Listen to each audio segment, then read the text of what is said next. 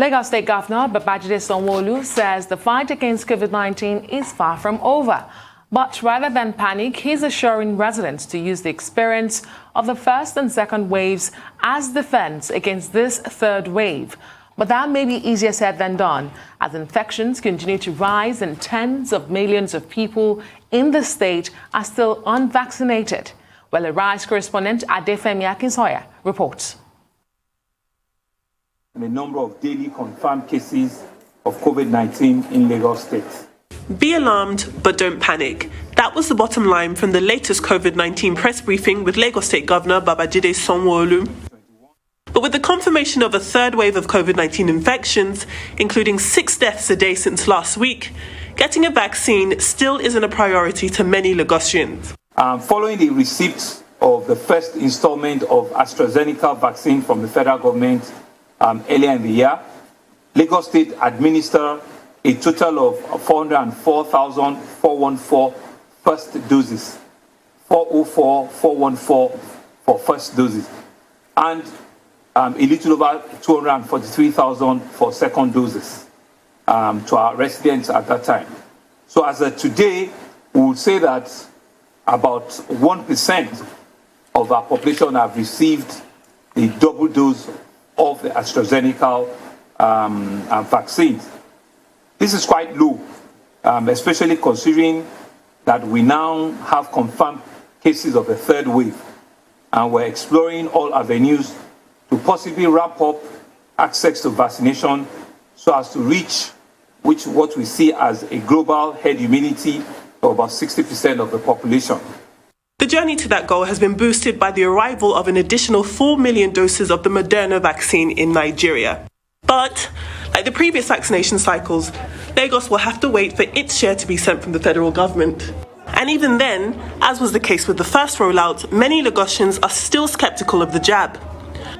For those who have tested positive, Lagos State has announced Echo Telemed, a care solution that will allow patients to treat their symptoms from home.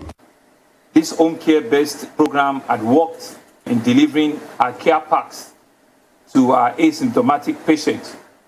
We have thousands and thousands of care packs which we procure during the second wave, over 150,000 care packs that we have in our possession. Those the ones that do not need admission for treatment, will have their own care packs that we can send to them, and is making our specialist care also available on our telephones.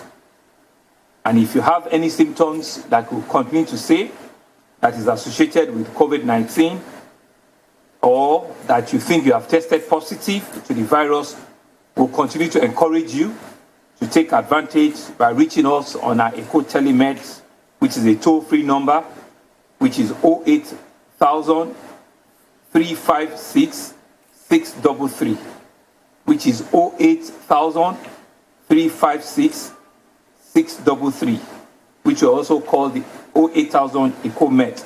Despite the response from the government, there are still concerns that as infections rise, tolerance for COVID-19 protocols is falling.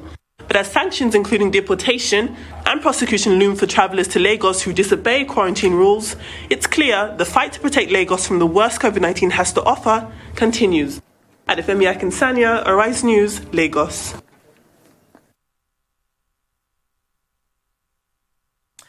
Another report from Femi Adesoya there, wonderfully done. The incident commander and the Lagos State who's the Lagos State governor, briefed Lagosians yesterday. Many points of concerns, Dr. Abati and Rufai, whether at the federal level or at the state level. I'll be bringing further updates on the COVID-19 pandemic in just a moment. But the governor has said it all. There's a problem, but we shouldn't panic. Yes, there's a problem. Don't panic. Yes, good one. But secondly, then what do we do about the problem? That's a big question. That's a part we don't get to answer. And how do we stem the problem in the tide?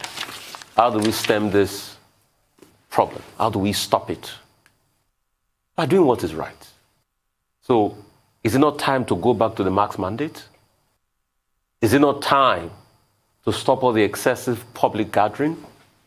Is it not time to stop the super spreader event? But they had this data when they went ahead with their world congresses over the weekend. They did local government elections. Was any COVID-19 protocol followed during the local government elections? No is the answer. So it's easy for politicians to say, yeah, no, don't panic. But they are the super spreaders of COVID. And it's about taking responsibility. Are people being vaccinated? No. For a state that has 22 million people, just 1% have gotten 2 jabs. We can count. The outbreak is on. And this was somebody called me that there was a COVID outbreak in their office. And when she tested positive. Somebody had COVID. And a couple of other people tested positive. So there are outbreaks here and there. And when there are outbreaks, what should we do? Put all hands on deck. Put our home in order. I don't like saying going back to the drawing board, because when we go to the drawing board, we don't draw anything. Well, actually, in Lagos State, with a population of about 24 million, the vaccination rate, according to the governor, is actually 1%. So in terms of vaccination rate, the state has not done well.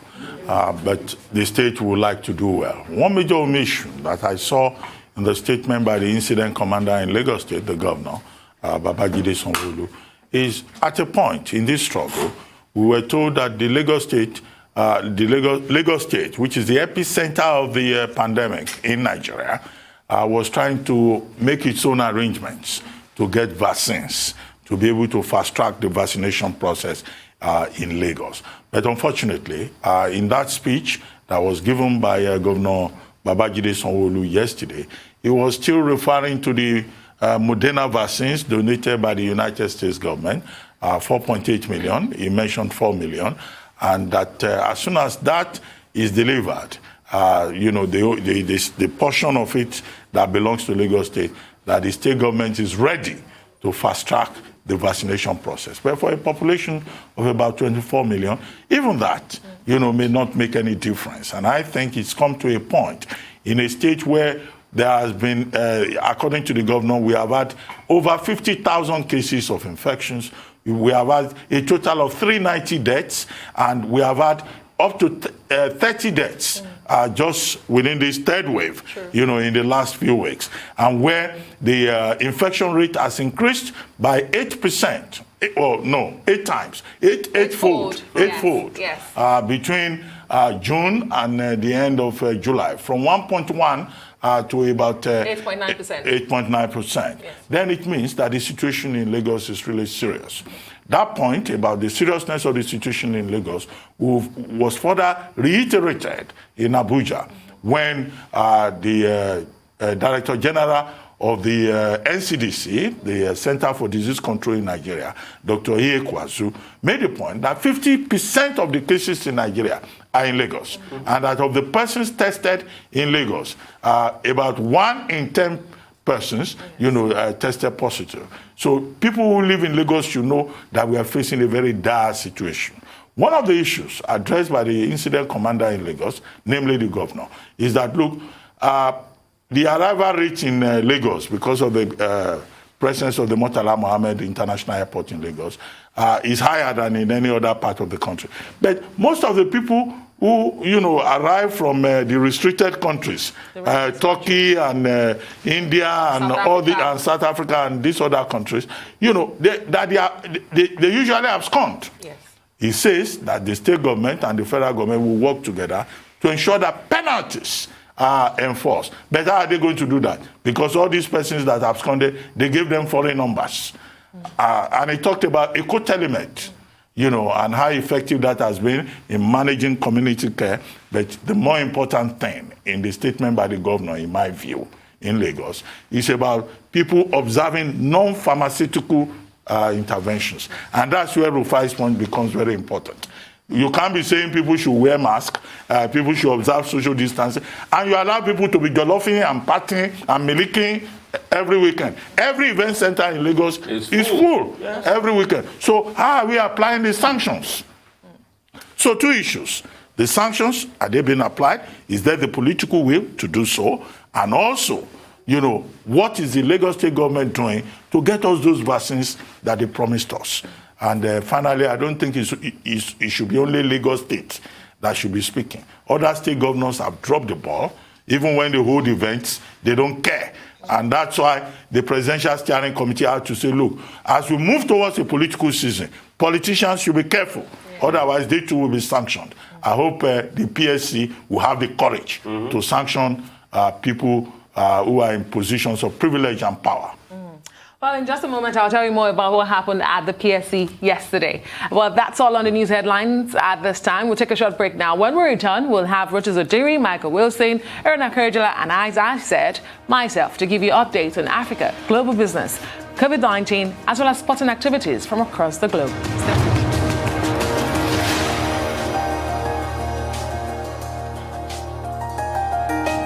All right, welcome back to the Morning Show right on the Rise News channel. Rotus, over to you. Let's talk about everything boards, you know. Thank you so much for giving me that. Yes, Rufai. And raising capital. Rotus, let's talk. Good morning. Business. All right. Well, we'll talk about raising capital. Good morning, Rufai. Good morning, Doctor. Good morning, Adesoa. Good morning to all our viewers. We kick things off with the Central Bank. The Central Bank of Nigeria has again come out to reassure end users that the commercial banks will indeed, as the commercial bank's chief executive officers have already said, comply with the foreign exchange sales that, of course, they've been, assigned to as being replacing the BDCs.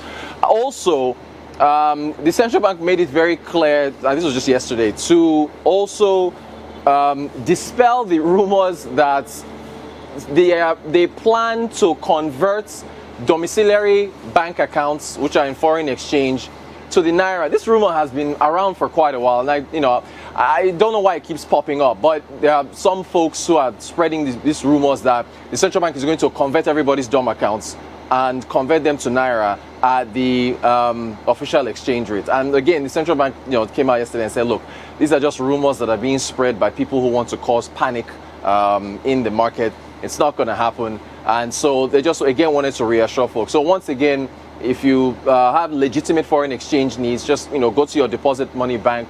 The banks have said that they've already set up teller points in order to get that FX to end users as long as it's legitimate, and you'll be fine. So, this whole talk of converting DOM account balances to naira is just a nasty rumor that shouldn't be paid any attention to. I do want to talk about, let's move to government policy as a risk factor, right? Let's look at MTN Nigeria's half-year 2021 results. You'll see revenue growing by, I think it was 790 billion. It grew by about 24% year on year compared to fiscal year 2020. You look at EBITDA, earnings before interest, tax, depreciation and amortization, 427 billion naira. That was about a 24% growth year on year. Capital expenditure, very important to note that the telcos are spending money to increase their coverage across the country, 5G, more masts and so on. 886 billion naira. That also, we saw, I think that's 39% increase, almost 40% growth in capital expenditure. But look at the last data point at the bottom. Subscribers. MTN lost 7.6 million subscribers in the first 6 months of this year due to the NIN registration, where Dr. Isa Pantami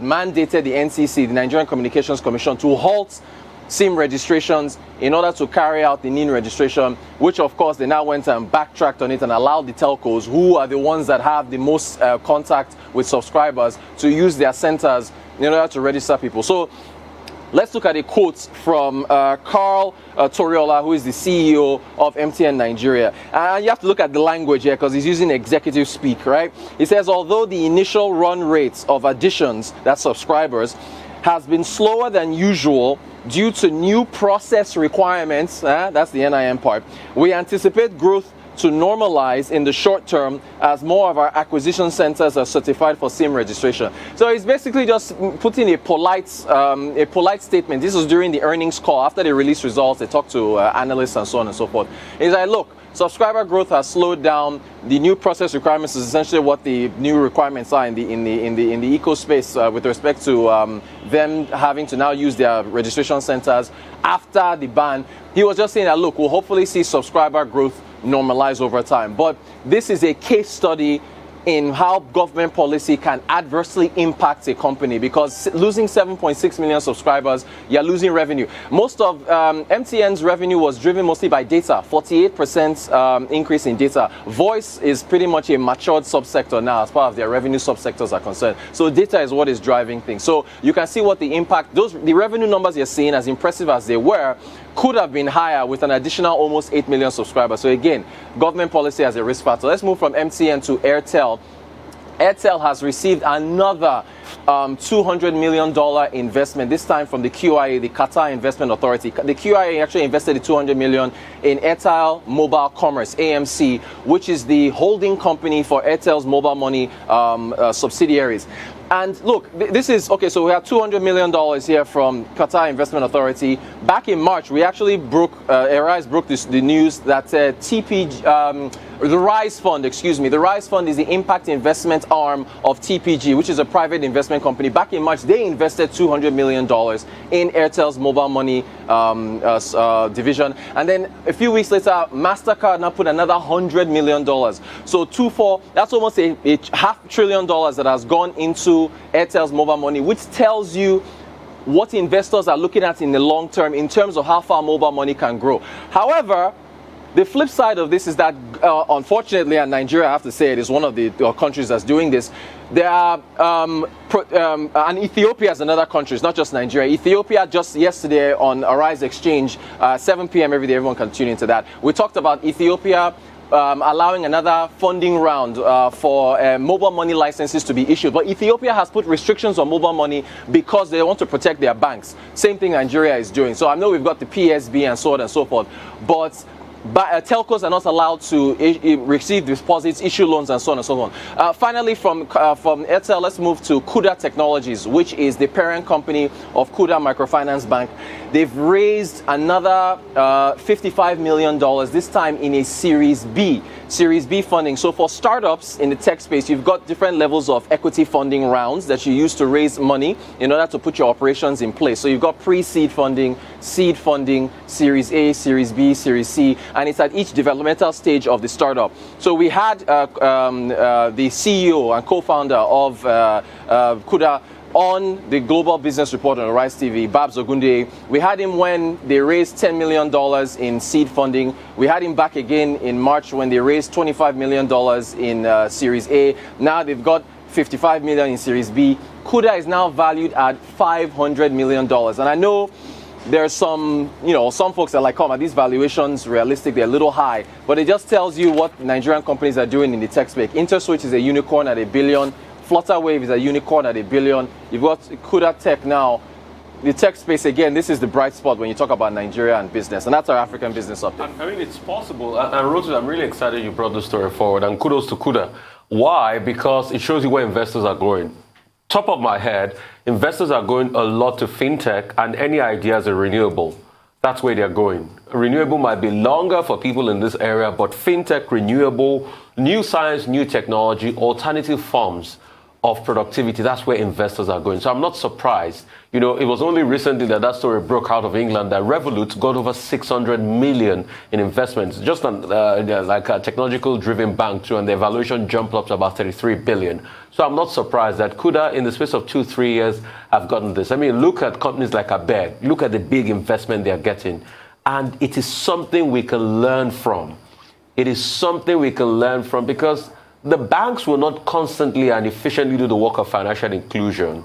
It is these people. It is mobile money, just like M-Pesa did the work of financial inclusion in Kenya. I mean, there's a joke that says you can even give a police officer a bribe in M-Pesa in Kenya.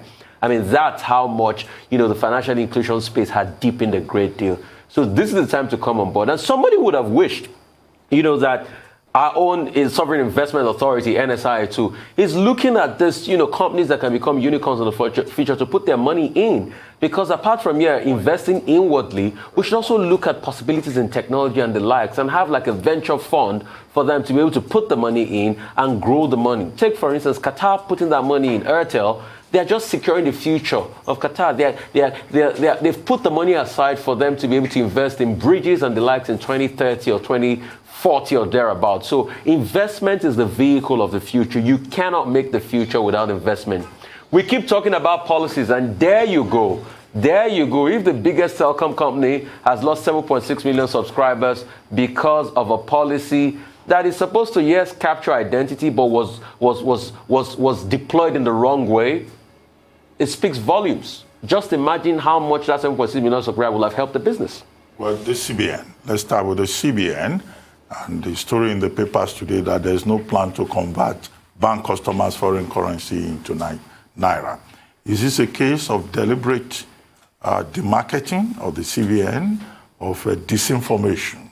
And I bring that up because after the CBN decided to move from the bureau de change to the banks for the retailing of forex, we made a point. I was quoting yesterday Dr. Boniface Chizia's article on page 14, the opinion page of this day, where he said, he repeated the same point that we often make, that look, in Nigeria, no matter how well-intentioned the policy may be, you have to watch out for people who will try to circumvent that policy and sabotage it.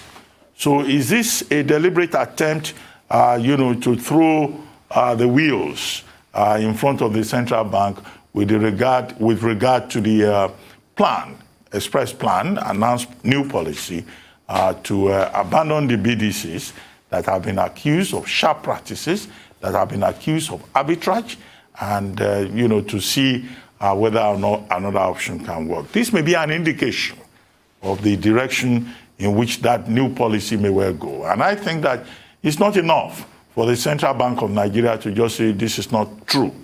It is more important for the Central Bank of Nigeria to investigate it. Where is this coming from, if indeed it's a case of disinformation? You recall that in March, the Central Bank had actually tried to encourage diaspora remittances. And the policy that the Central Bank introduced at the time was that, look, if you get any diaspora remittance, something they call Naira for dollar, policy, whereby if you go to the bank to withdraw, the dollar that has been sent to you, you get an incentive of 5 Naira per dollar.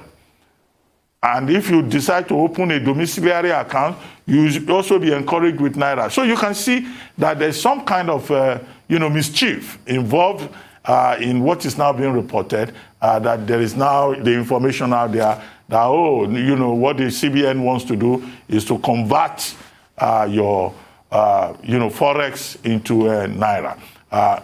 That's why an investigation, I think, is important beyond the disclaimer that has been issued. And if there's any linkage with the new policy, if this is a pushback from those powerful people that Boniface Chizia reported yesterday in his article that are the owners of the BDCs, then this should not be unexpected. The vigilance on the part of the CBN is what is required.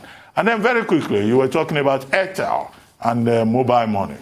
I mean, if you look around Africa, there are two models. Either it's bank-driven or it's telco-driven. So the Airtel example will look like a good example. But here in Nigeria, we seem to have a hybrid approach. But there isn't, in my view, enough clarity in terms of what the model should be. If we were to recommend, what do you think is the best model? Because bringing up the Airtel story, you probably think that perhaps the telco model, approach is probably better than the bank-driven approach. What do you think? Quickly. Yeah, Doctor, look at Ghana. Ghana was using the bank model. Ghana switched to the telco model. And I think if we want to achieve our financial inclusion goals, we should allow the telcos to move forward. Look at what GTB has done. GTB is now a holding company. GTB now is moving toward the payment space. The banks can compete here. The banks have a legacy here. They have history. Cost people, the average Nigerian trusts their bank, I believe, more than any other company that they deal with, because that's where their money is. So the banks can compete. They should. The telco should. The telco. I support the telco model because I think, looking at what's happening in Kenya and other spaces, I think it's a more effective model for financial inclusion. Well, thank you very much. I was just going to mention the MTN report.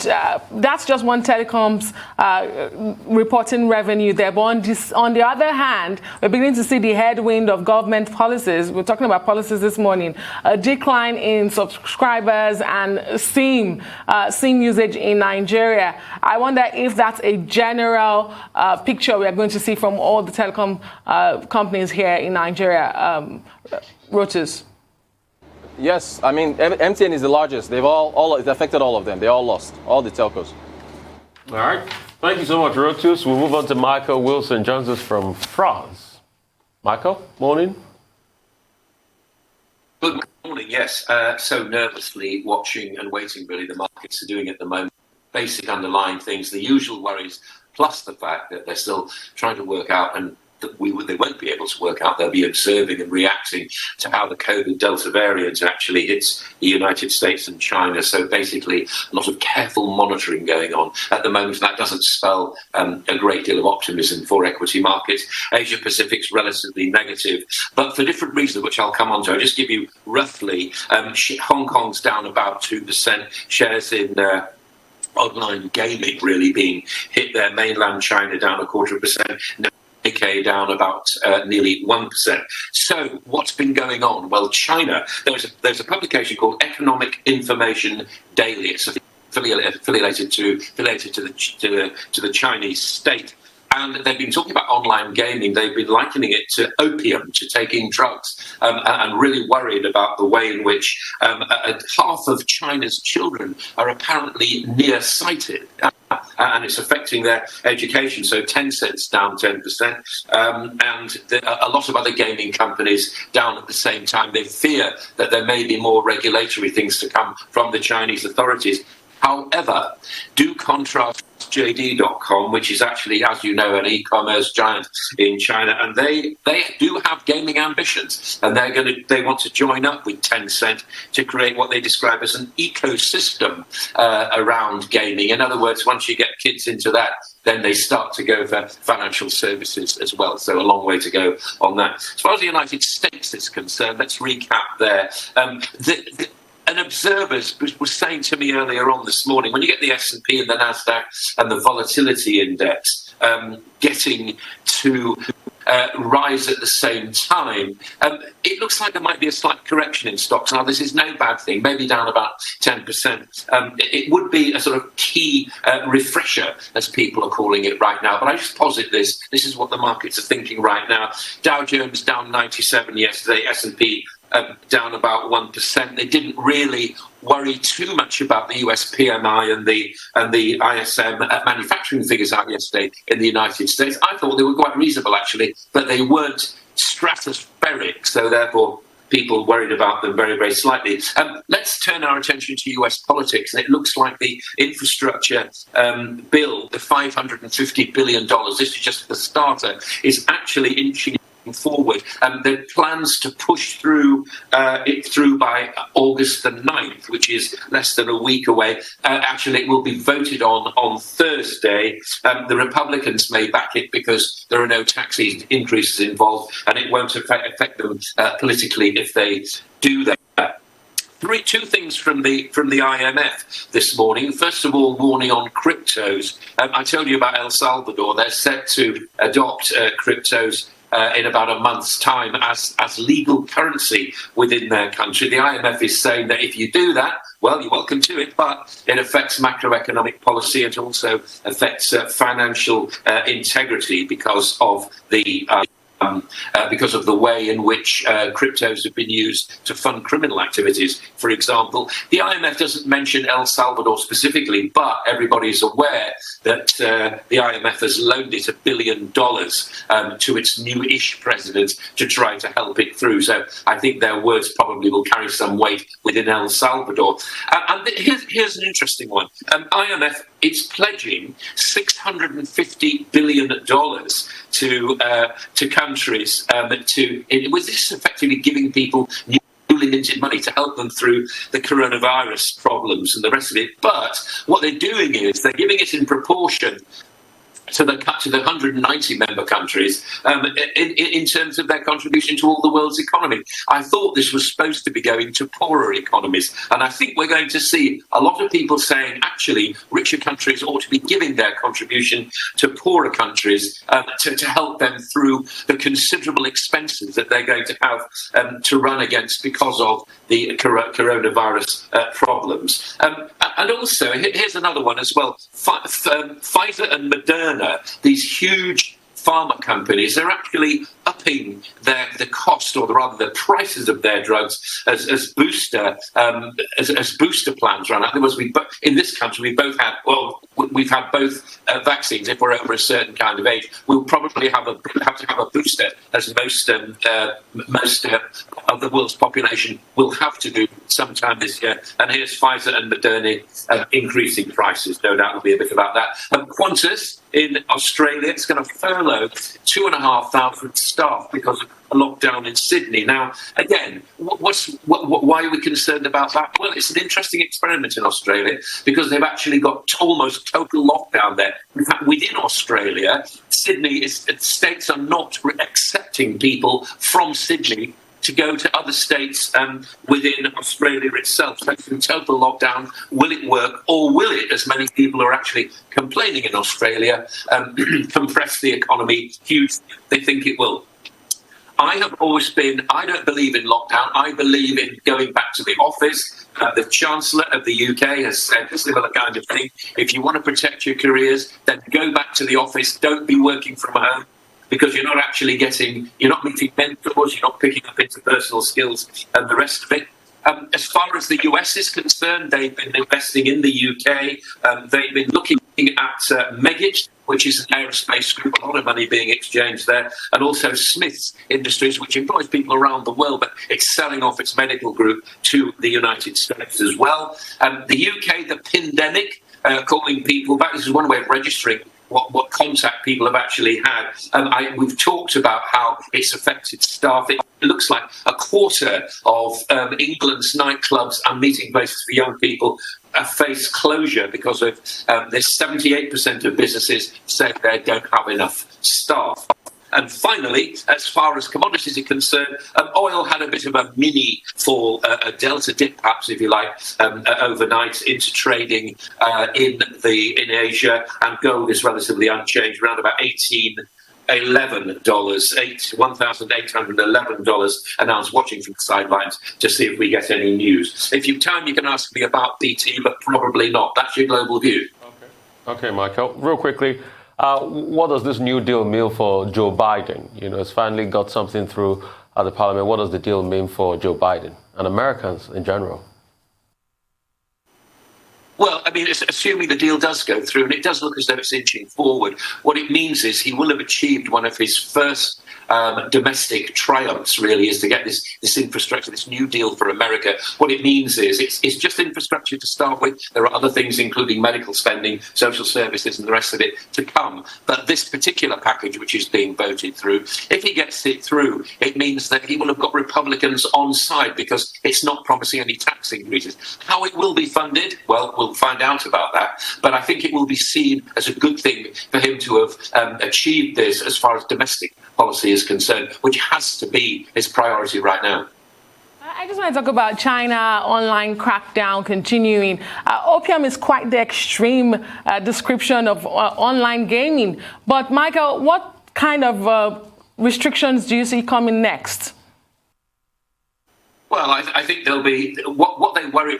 The bottom line is, whatever they say about gaming, there are two threats to the Chinese authority that are contained here. Number one, if you get kids and teenagers involved in gaming online, as JD.com, which is another big, which is a big e-commerce company in China, has noted, you get them involved in that sort of area at a very young age, which means that you can sell them other products down the line. This is what the Chinese authorities are worried about. Do you remember when they pulled out financial? Why did they pull out financial all those months ago last year? They pulled it because it was getting bigger than their central bank. So they're worried about the power of online gaming. You start to talk about Chinese people, about opium and about drug taking and likening things to drugs, and you will get a fairly fierce reaction from conservative critics of youth in that country. That's what's happening here. So I think what will happen is, if Chinese authorities are true to form, this warning, which is not a shallow warning, this is an article actually written in a state-sponsored magazine, a publication I told you about.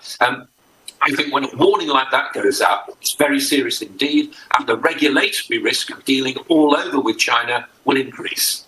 Well, but I mean, the question with China is talking about gaming, online gaming, being like electronic drugs.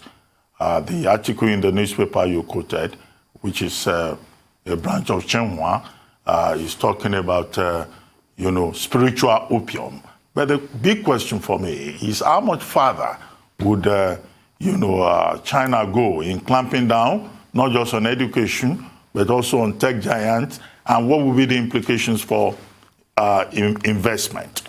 The second issue, if we have time, has to do with this simplification, an attempt to simplify the pandemic, the Amber Watch Light quarantine restrictions in the UK. Who is the winner here? Who is the loser? Even if it is clear that the infection rate in the UK is beginning to go down. As for Rishi Sunak, the Chancellor, yes, of course, he's more or less saying the same thing that you have always said on this program, that you think that it's better to return to the office space. But he placed an emphasis on relationships, long-term relationships, rather than, just the fellow feeling within the office space. But what do you think is the future?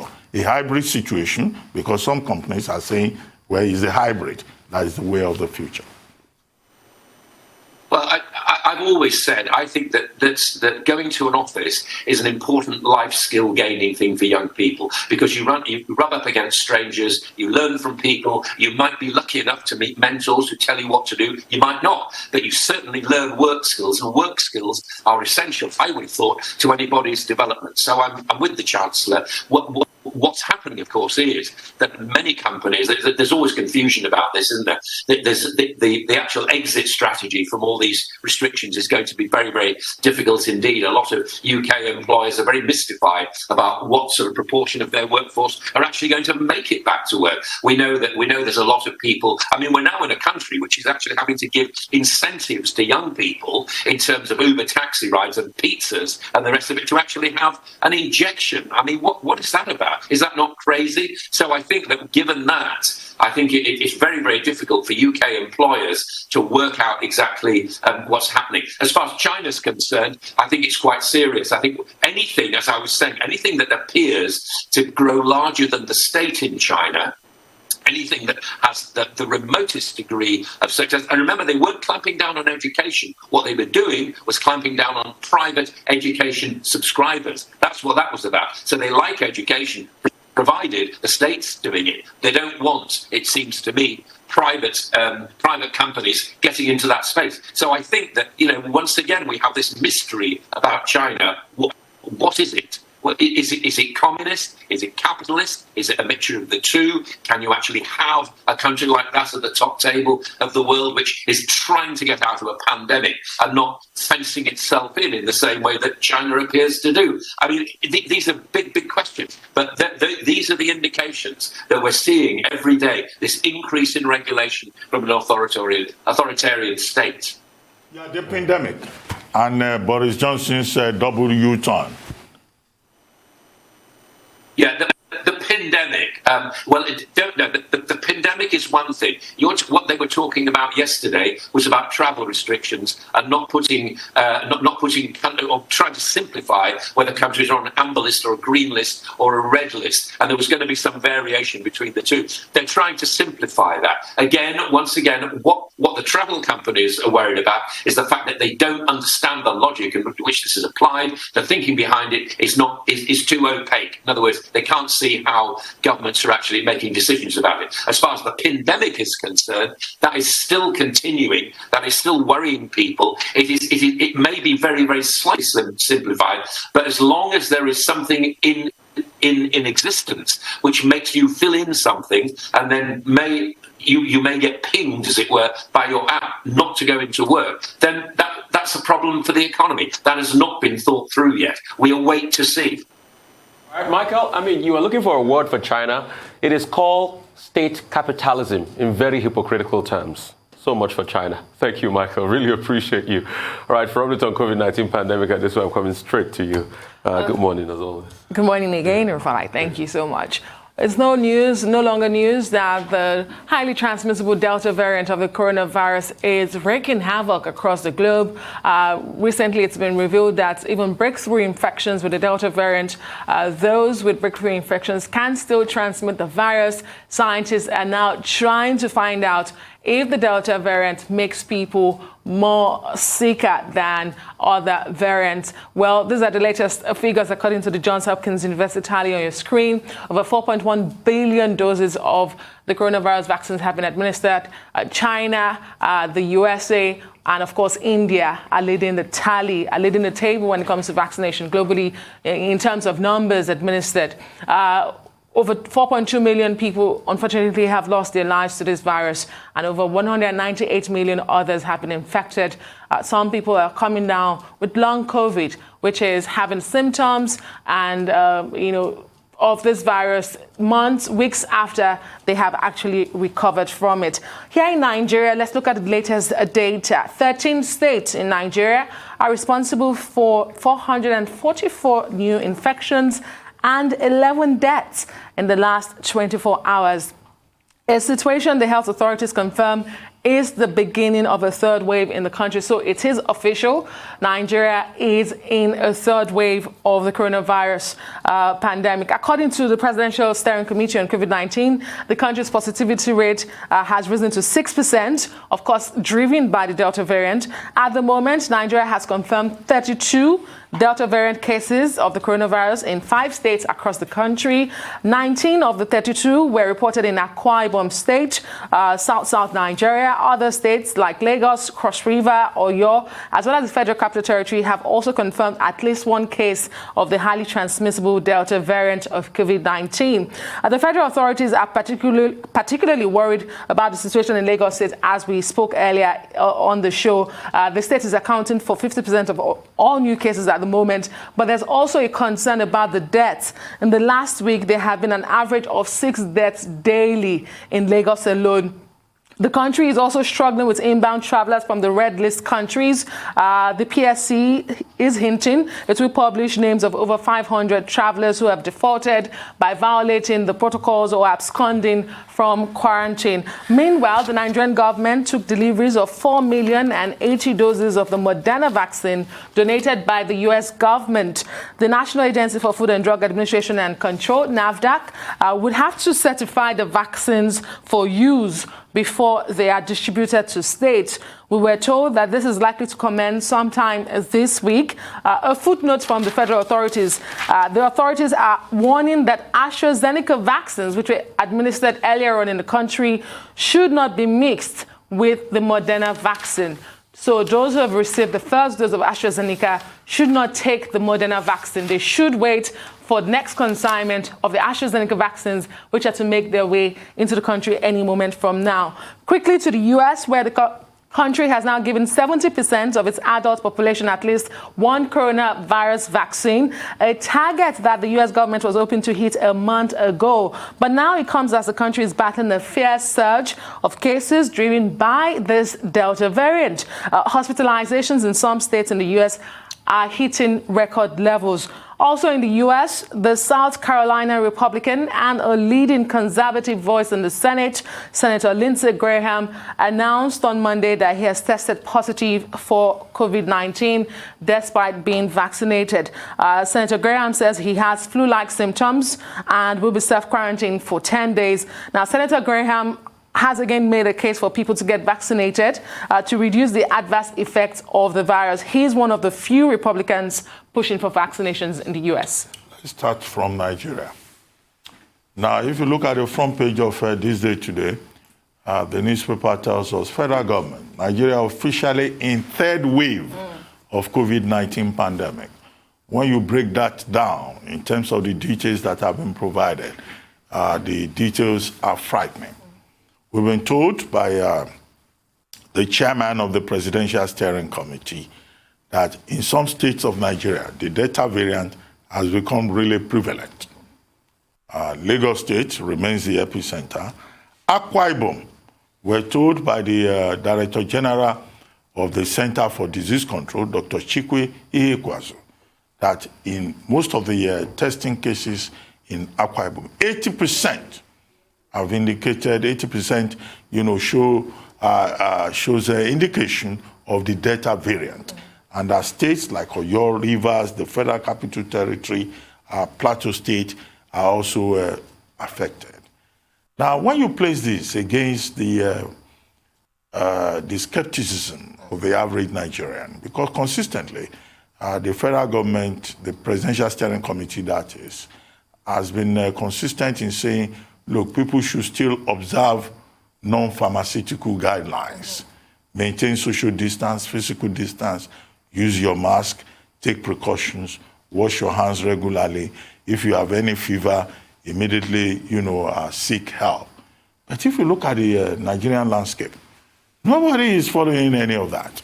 Either it is vaccine hesitancy or it is vaccine fatigue. There is a cloud of suicidal conduct, hanging over Nigeria. And I think that what remains for the state governments and also for the Presidential Steering Committee on COVID-19 to do is to again ramp up public education, advocacy. I once asked on this program, where is the National Orientation Agency? If the people there are not ready to do the work, they should either be sent home or the agency should be scrapped if it is irrelevant to the aspirations of the Nigerian state. We should have, on this COVID-19 thing, this message, it's not enough for Governor Sanwo-Olu to just come and brief Nigerians, or for the PSC, the Minister of Foreign Affairs, the head of the Center for Disease Control to just read statements. We need to declare this an emergency. I did not see that sense of urgency in the statement by the Presidential Steering Committee. Second, the Minister of Foreign Affairs made the point that even now, diplomats will have to go through PCR tests. There's no immunity for anybody. Okay, that sounds fine. Can we see that same kind, of a commitment with regard to how government enforces its own rules? Third, nobody has given us any information up to now about the kind of vaccines that we received from the Chinese. Yes. We raised the question on this program. Yes, it is good for the Chinese to support us, but what are the conditions? Because in some other parts of the world, the Chinese, they gave conditions as to how their vaccines should be used. But beyond conditions, what have we been given by the Chinese? The 470,000 doses that we received from them. Is this Sinopharm? Is this Sinovac? Now, the Americans have given us 4.8 million. The Secretary to the Government of the Federation acknowledged that. How soon will those vaccines be deployed? Because it's an urgent situation. It's not something that you can go and put in some ultra-cold chain equipment somewhere and say, when we are ready. No. By now, we should have information on that. That was not provided. However, we have been told that we have in the country now about 143 molecular laboratories, up from, maybe the few that we had when we started this problem, both private and public. Now, those laboratories, molecular laboratories, are they being put to work? Are we doing enough testing and tracing? When we were discussing the United Kingdom earlier on and pandemic, the whole point about that was also about testing and tracing. Is Nigeria testing and tracing? What mechanisms do we have in place to ensure that people do not abscond?